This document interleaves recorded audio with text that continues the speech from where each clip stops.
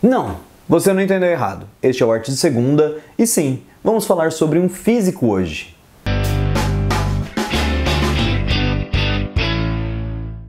Infelizmente perdemos uma das mentes mais brilhantes que a história da humanidade já conheceu. Stephen Hawking morreu com 76 anos, agora no comecinho do mês de março de 2018, só pra gente se situar no tempo. Ele foi um dos físicos mais importantes do século XX e do XXI. Toda sua pesquisa ajudou a gente a entender melhor como funciona o universo, mas não o universo de uma maneira simplesmente ampla, grande, as galáxias, as estrelas e os buracos negros, que ele fez tudo isso, mas também entender o micro-universo, entender as relações quânticas e como funciona toda a nossa estrutura. Ele tinha um grande objetivo de entender a física como um todo e juntar as partes do quebra-cabeça que ainda faltavam para a gente ter uma compreensão melhor do universo. Ele não conseguiu, né, como um todo, mas ele deixou um grande legado de conhecimento e sabedoria que vai guiar aí muitos físicos e cientistas por um bom tempo.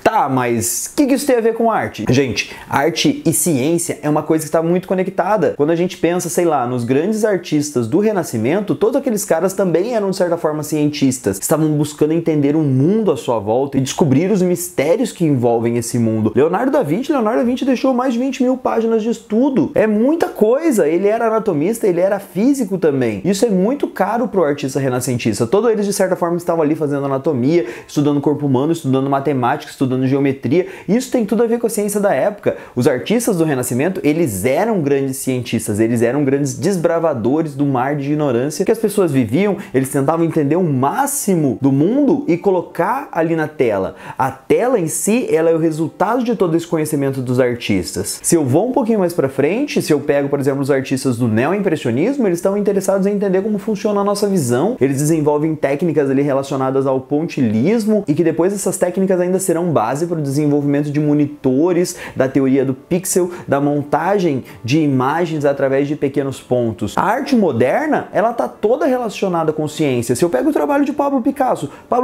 gente, ele estava ali junto de Poincaré, ele estava vendo as descobertas de Einstein. O trabalho do cubismo, ele fala sobre a quebra no tempo e espaço. Muitas pesquisas de arte contemporânea, elas estão direcionadas para esse campo científico. Se eu penso no trabalho da Maria Fernanda Cardoso, poxa, ela é uma grande bióloga, ela estuda os animais, ela faz obras de arte que tem toda uma correlação com esse universo da fauna, o circo de pulgas dela, todo o entendimento que ela tem de usar o próprio sangue para nutrir esses animais. Então tem ali todo um trabalho de pesquisa científica associado, obviamente, à arte. Entendendo agora que arte e ciência têm uma conexão, eu queria trazer algumas curiosidades sobre a própria vida do Stephen Hawking. Não, ele não era um artista, mas ele fazia questão de participar de vários programas de entretenimento e várias representações artísticas falam sobre os trabalhos do Stephen Hawking de uma maneira bem interessante. Bem, uma das primeiras aparições de Stephen Hawking na televisão, em seriados de entretenimento, foi em Star Trek, lá no começo dos anos 90. Ele aparece jogando pôquer junto com outros físicos extremamente famosos, como Isaac Newton e Albert Einstein, ali junto da tripulação da Enterprise. Então rola ali um intercâmbio de culturas. O Stephen Hawking, ele se relaciona com esses outros físicos, claro, de maneira fictícia. O Stephen Hawking, ele era figurinha carimbada no seriado dos Simpsons. Os criadores dos Simpsons adoravam colocar o Stephen Hawking lá, ele já tinha até um figurino próprio de tantas vezes que ele apareceu nos episódios, e ele sempre trazia gotas de sabedoria para as pessoas, ele sempre tinha algo para falar, e sempre de uma maneira engraçada, dinâmica. O Stephen Hawking, ele também aparece muito no Futurama, né? No Futurama é só a cabeça do Stephen Hawking que fica aprontando estripulias. Ele aparece também em alguns episódios de Family Guy. Ele fez aparições especiais também na série Big Bang Theory. Aliás, tem várias fotos do elenco de Big Bang Theory com o Stephen Hawking, assim, se divertindo horrores, né? Mostrando todo esse carinho do elenco por ele, que é uma coisa bem bacana. E ele aparece de uma maneira mais inusitada ainda em Padrinhos Mágicos, que é um desenho animado, né? Infantil e engraçadíssimo. E também numa reunião que o Monty Python fez, o Monty Python Live, né? Eles fizeram uma grande homenagem a Stephen Hawking, né? Onde aparecia ele em sua cadeira de rodas viajando em direção ao espaço, né? Stephen Hawking, que sempre valorizou essa questão de que a gente tinha que conquistar o espaço, que a gente tem que conquistar o espaço, porque a Terra não vai ser o suficiente para aguentar a raça humana vai acabar destruindo a Terra aí em menos, sei lá, 100 anos, ele falava.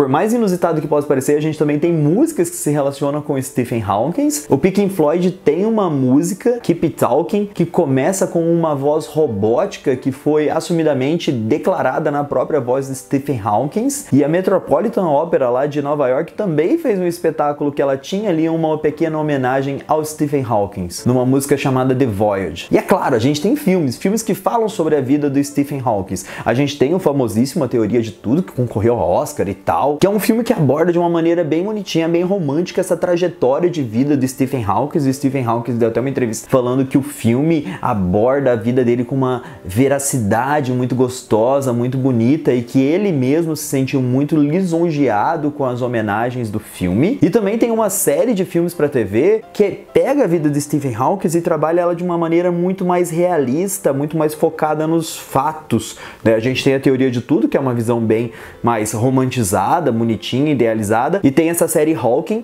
que preza muito mais pela veracidade dos fatos. É uma série de filmes para TV, mas tem uma qualidade muito boa, vale muito a pena, e sem contar que o ator principal, né, ele dá um show à parte. Stephen Hawking, gente, em sua cadeirinha, ele aparece em vários produtos culturais, ele aparece em diversas formas de arte, às vezes de maneira engraçada, às vezes de maneira cômica, às vezes com uma maneira mais séria, como um guru, como um tutor. Tem até um jogo do videogame chamado The House of Dead Overkill, que faz uma sátira muito engraçada. É uma versão bem ácida, claro, porque o House of Death Overkill, ele é totalmente bizarro e insano, então obviamente que a homenagem que eles vão fazer lá pro Stephen Hawking também é bizarra. Ele é um boss do filme, né? É um menino que sofre uns maus tratos do pai e depois ele resolve se vingar, ele toma umas poções e vira um monstro gigantesco e que tem poderes mentais, obviamente, né, fazendo referência à grande inteligência de Stephen Hawking.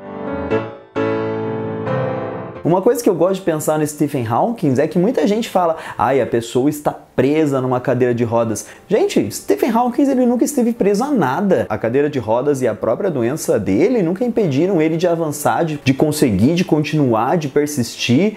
Muita gente olha para as pessoas deficientes assim com um certo pesar, com uma pena, e isso é tão triste porque você só reforça um estereótipo de que essa pessoa é uma incapaz, sendo que Stephen Hawking estava ali sendo um exemplo, mostrando para as pessoas que elas não podem desistir apesar das dificuldades. As Paralimpíadas, elas também fazem isso. Isso é um grande exemplo, um grande incentivo para todo mundo, para quem tem deficiência, é claro, mas para quem não tem, porque muitas vezes a gente que tem o nosso físico todo completo fica se martirizando e buscando justificativas para não fazer uma coisa ou outra. Bem, galera, esse é um vídeo um pouco diferente. Eu queria falar um pouco sobre a minha admiração pelo Stephen Hawking. Ele foi uma das pessoas que me inspirou muito a estudar. Eu adoro os livros do Stephen Hawking. Até tô com a minha edição bonitinha do Universo na Casca de uma Noz, que é a edição ilustrada, que é linda. Uma Breve História do Tempo, também é um livro fantástico. Até as pessoas brincam, né, que é o livro mais vendido que ninguém leu.